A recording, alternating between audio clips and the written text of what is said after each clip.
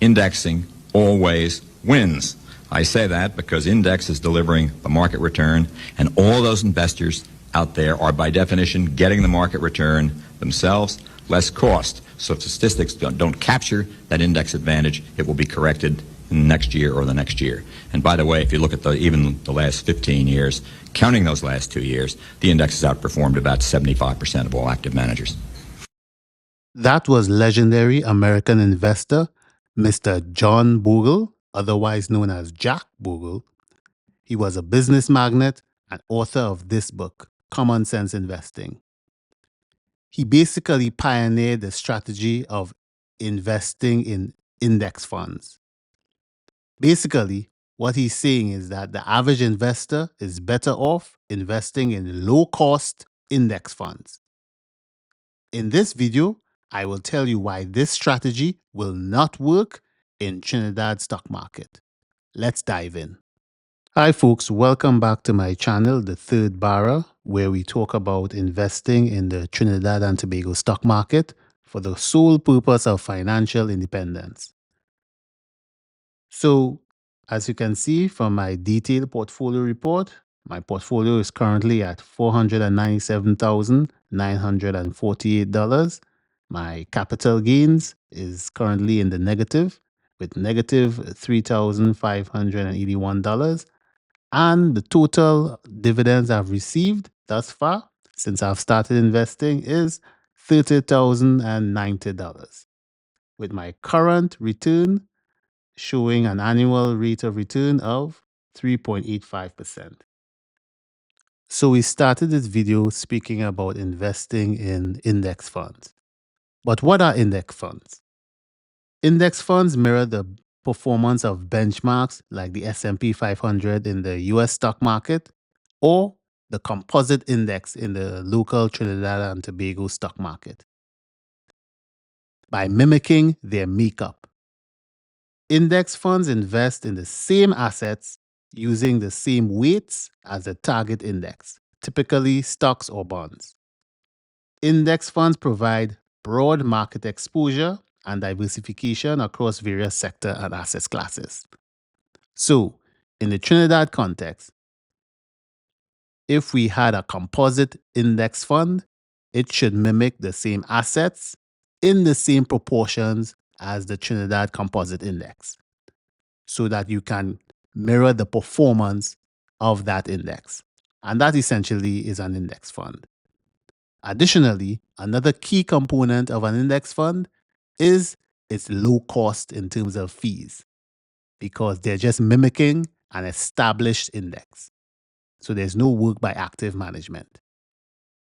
So here's an example of ticker symbol SPY, which is an S&P 500 index fund in the US stock market. And as you can see, the expense ratio on this index fund is 0.09%. So this is anything under 1.1% is considered low cost. So this is quite a famous index fund, and it tracks the S&P 500 index. So in the Trinidad context, what we have several benchmarks, the all TNT index, composite index, cross-listed index, but the most common benchmark in the Trinidad Stock Exchange is the composite index. So if we look at the composition of the composite index, we have a number of listed companies, and it's based on market capitalization. So I actually did the work, and let me show you what proportions these companies make up the composite index. So here's a table showing the list of companies in the composite index and their proportions. So the index is basically the proportions is basically determined by the market capitalization. So Republic Bank Financial Holdings Limited is the largest company on the Trinidad Stock Exchange. So it would make sense that it makes up the largest proportion of the composite index, which is 18.17%. And the list goes down. So Massey, based on its capitalization, market capitalization, it only makes up 7.97% of the composite index. So basically, the performance of the index is a reflection of the basket of stocks underlying those index. And I discussed that in detail in a previous video upload.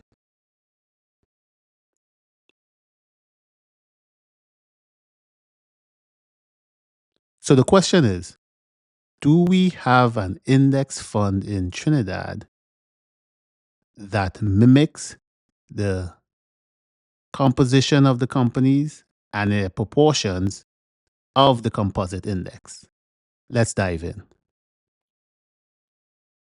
Not surprisingly, I was cruising down the Reddit streets and I saw a discussion forum where someone asked this exact same question. My people, are there any good index funds in Trinidad? I heard it's something I should invest in. So clearly, this person has been doing a lot of research online and basically, they probably came across the same information I did, which I'll show you right now. So SPIVA is an acronym to represent Standard and Poor's Index versus Active Investing. And what it does, it ranks all the actively managed funds, which are mutual funds, versus their benchmark index. And they basically assess who is performing better. Is it the actively managed funds with all these smart people showing you what is proportions and how much to invest in different companies? And it looks at the performance of their benchmark index. So for example, if we have a mutual fund that their benchmark index is the S&P 500, it would look at the performance of the S&P 500 index and the performance of the mutual funds, and it will basically say who did better. And for over 20 years, SPIVA has analyzed all of these mutual funds, actively managed funds, and they have said, and they have not just said, the records show that over time, the index always beats the actively managed funds it's going against. So what does that mean? That means for a new investor, it's quite easier, more profitable, and actually cheaper to invest in the benchmark index rather than an actively managed fund. And this is essentially what my friend on Reddit saw. And thus, they are asking, well, if index investing is better than actively managed mutual funds, then if I want to invest in the Trinidad stock market, let me invest in an index fund. And let's look at the replies she got, or he got. I don't know why I think it's a she. Let's look at the replies this person got. Someone says, UTC and Scotia do not offer index funds, they offer mutual funds, which is correct. There are a lot of mutual funds being offered in Trinidad, and I had a previous video upload on this. They also said that, let's see, mutual funds fees are 1% and 2% per year. We also have the local stock exchange, so they're talking about you actively picking your stocks. And someone said they believe UTC has the best index fund, which caught my attention. So let's dig around and see what index fund they are probably talking about. So after a little research, I found that, yeah, that person was right. Unit Trust Corporation does have an index fund. But sorry, guys, sorry to break the bad news to you, but this is just a fund with the name index in it. In other words, this is an index fund in name only. And let me show you why. I went down into the details of the prospectus for the Calypso Macro Index Fund so I can see what are the assets that's underlying this fund. And I immediately realized that, hey, what are these items here? I am seeing iShares Global Energy Sector Index Fund, Vanguard Energy ETF, and two other funds which are not based on the Trinidad stock market. So this cannot be a fund, an index fund, based on either the composite index, all Trinidad index, or any other index. And let me show you. If we look side by side on the composition of the Calypso Macro Index Fund and the composition of the Trinidad Composite Index, you can see that, for example, let's look at Republic Bank Holdings Limited. Let's see if we can find Republic Bank here, and there it is. But the Republic Bank holdings are 10%, whereas in the composite index, it's 18.17%. And the differences are also seen in the other holdings on the local market. But I didn't even need to get to that detail because we have 35% of this fund that's not based on securities on the Trinidad and Tobago Stock Exchange. So there's no way that this can call itself an index fund because there's no index, there's no benchmark index on the local stock exchange. Because the intent should be for this fund to mirror the performance of the composite index. And that's not the case. So this is not an index fund. They just put that in the name for marketing purposes, I suppose. So unfortunately, there are no funds in Trinidad that can be classified as true index funds. Also, this is not a low cost fund. When we're talking about fees, we're talking about the macro, this Calypso Macro Index Fund. They're charging a minimum of 0.5%, which, when you do the math, is about $50 for every $10,000 that you invest. Whereas in the example I gave before, the S&P 500 index was 0.05%, which is $5 for every 10,000 you invest. So it can be considered low cost. So this is neither a low cost fund and it's not a index fund. But theoretically, if we did have a fund that mirrored the composite index in terms of the type of companies and their correct proportions, would that fund be something that we would invest in? Well, that was an interesting question that hit my mind. And let's have a look, because based on the software I use to track my portfolio, I am able to hypothetically compare the performance of my portfolio with the composite index. So we can say that this red line here, this red line is mirroring my portfolio. And the gray line here basically is mirroring the Trinidad Composite Index. So if we had an index fund, this would be the performance of that index fund. And I am by no means a professional active manager. I don't run a $1 million mutual fund. I just run my portfolio. But if at my level, I am currently beating the composite index, and you can see it here, May 9th, my holdings for the year to date is down 0.4%, but the Trinidad market is down 3.5%. So technically, for this year so far, I am beating the benchmark index, which is the composite index. And we can even look at a longer time frame. Let's look at the year.